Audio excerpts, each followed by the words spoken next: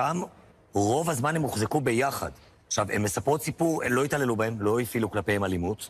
אוכל היה במשורה. בדקות האחרונות, דבר אחד שאני לוקחת איתי זה איך הקיבוצניקים האלה שמרו על הקהילה שלהם, הקיבוצניקית, עם הרצאות ועם פעילויות משותפות, וזה מן הסתם מה שעזר להם מאוד. אין לי ספק, זה החזיק אותם הרבה יותר חזקים כשהם היו ביחד, עם יכולת באמת לאינטראקציה, והרגישו את תחושת הקהילה גם בשבי. אבל אני חושב שרבים מאיתנו, בטח בתקשורת הישראלית, חייבים סליחה ליוכבד ליפשיץ, שסיפרה בדיוק את הדברים האלה, ונתקלה ביחס צונן בלשון המעטה.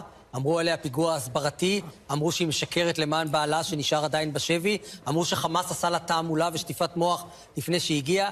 כל מילה עם מה שהאישה הזאת אמרה היה אמת, כמו שמה שהאנשים הללו מספרים, היא ישבה איתם, זה בדיוק אותה חבורה, זה בדיוק אותה...